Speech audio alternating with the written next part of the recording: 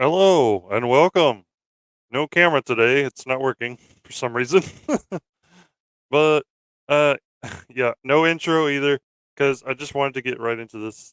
Uh do you are you aware of this person's existence? Victoria Alonso, she's a high-level executive at Marvel. Well, former higher level executive at Marvel as of Friday.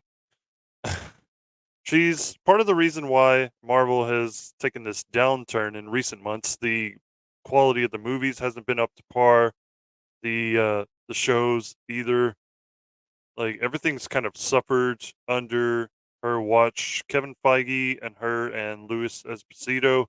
We'll see if either one of them gets the boot. But Kevin Feige's more got more pull than she does. He's got more power. And Bob Iger probably just saw her as a scapegoat. Like her, no telling what her salary was. She's been there since 2008 when Iron Man came about. She's been there from the beginning. But I'm still unclear as to her whole role in the situation. Like she may have not had as much pull as people will say, but then there are other people who say she had a lot of pull. So I'm not even sure what to believe. And then the details of her departure are under wraps for right now. She's probably under an NDA, but knowing her, she probably won't keep her trap shut because she loves opening her mouth. If you've ever seen an interview with her or what do you call 'em? A press junket, anything, she's been at award shows before and opened her mouth about things that the general public do not give a shit about, like uh, diversity representation, all this crap that we just really want a good story. Like all that stuff could cater to the story. You can't you shouldn't put that at the forefront of a story or it's going to suffer. Like you need to focus on your characters and developing them and making the audience care about them, not just say, "Oh, this character is black, therefore you must identify with them. You must love them." It's like, "No, I am I am white and uh I do not automatically identify with the character because they're white." Like you gotta give me more. Like, is there substance to this character? Is there like a backstory? Is there are there relationships that they have that are defining them? What have they done in their life? What has been done to them? What has happened to them? All these things come into forming a good character, and Marvel's kind of lost sight of that. At first, they had a good hold on it with Iron Man and whatnot. Made us care about a character who was like a sea level character in the comics. He wasn't really one of the main Avengers at first, and then once the movies came out, they made him more prominent. And even Captain America is not as popular as, like, say, Spider Man or Wolverine. These these much more popular characters. So we'll see, though, with what Marvel does with the X Men. But let me give you let me give you a clip. If you haven't seen this before, she had something to say about the X Men that was very telling, and people called her out on it. And I'm sure it's partly why she got fired. She got shit canned because they could see this person is not actually in this for the storytelling aspect. She's just in it for pushing her own, like, propaganda, her own, agenda. So you guys have a lot of toys to play with now in the future, including the X Men, right? Could Yes. you, with of course you can't tell me much, but can you give me a little hint of what the future is coming? Where is the future going, and the excitement? I don't know where the future is going. It's funny that people call it the X Men. There's a lot of female superheroes in that X Men group, so I think it's outdated. I don't know. What kind of shit is that? Yeah, that was my reaction when I first saw that clip. I'm like, Wait, what?" Because first I heard of it secondhand. I heard these rumors that, "Oh, hey, the X-Men name is outdated. We're gonna change it to the Mutants.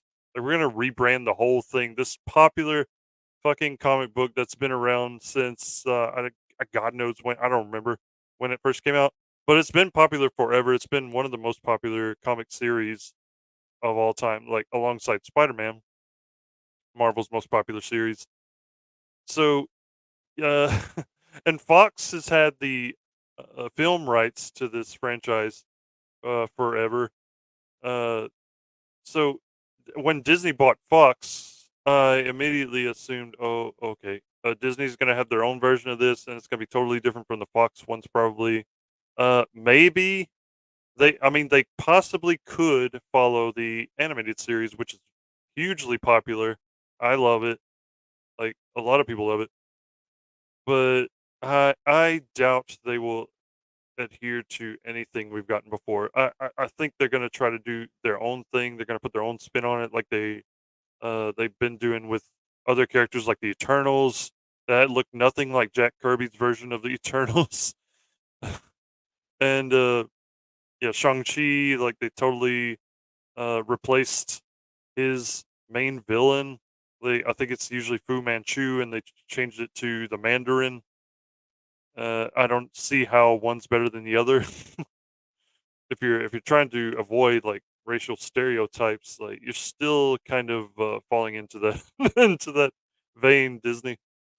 Disney always gets in their own way when it comes to trying to adhere to the woke crowd. They put their foot in their mouth sometimes, or they shrink black people on posters. They do all kinds of stuff. It's pretty fun.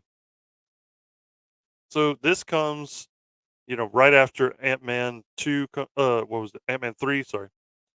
Ant-Man 3 came out and it made maybe twice the budget. The budget was like 200 million. The budgets have gotten way out of control on these Disney properties, these Disney projects. Their animated movies too have gotten bloated. Like Lightyear failed, so did Strange World. Because these budgets are too high, and the people are not going to go see these things if they see them just as like a political propaganda project, and then the story sucks to boot. Strange World, it had like a billion diverse characters in it, like just yeah, just not even natural. Like you can tell they're just sticking them in there for brownie points with the woke crowd. And then Lightyear, you should have just brought Tim Allen back. Like, don't be stupid. Man, the main reason I did not watch the animated Buzz Lightyear series, the Buzz Lightyear of Star Command, was because Tim Allen didn't voice him.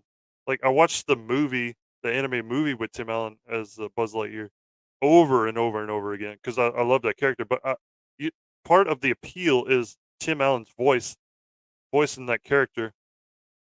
That's what gave him life. It's what gave him personality.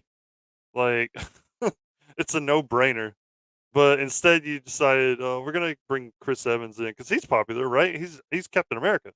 But if you had any self-awareness, you'd see that any other movie he's been in has not been successful. Uh, he's not a box office draw unless he's playing Captain America. Let's be real. So you got all this, then you got things like She-Hulk, which was a man-hating frigging abomination of a show, pun intended. She's misandrist. She's constantly playing the victim while she's doing terrible things, and yeah, double standards everywhere. That's how it is with a lot of.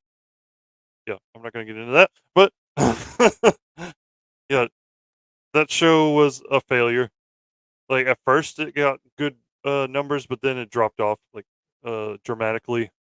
The same thing with what was it? Falcon and Winter Soldier, yeah. And then the other shows, Loki and WandaVision, they were popular for a time, but then yeah, after they came out, like nobody went to rewatch them. Like these things have no rewatchability, and that's part of the problem. The old stuff, like Iron Man through I want to say like Winter Soldier, even things like No Way Home, they have rewatchability. And the funny thing about No Way Home is it's a Sony project. Like it's still a Sony property. So Disney made it, but Sony made most of the money off of it. That's pretty funny. Because it made like almost $2 billion.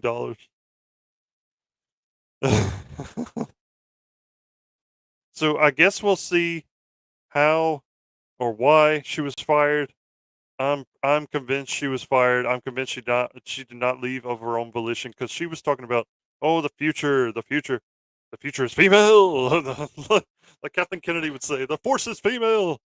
And Kevin Feige has gone on record saying like we want more female characters in here than male. Like they're pushing this, and for sure it's going to fail if they don't focus on storytelling and not just the propaganda aspect. Then it's going to fail every time. That's just how things work. Like people do not like to be preached at; they just want to be entertained. That's supposed to be your job, to entertain people. So, yeah. All right, that's it. Dishonor. Dishonor on your whole family. Make a note of this. Dishonor on you. Dishonor on your cow. You are a sad, strange little man, and you have my pity. Farewell.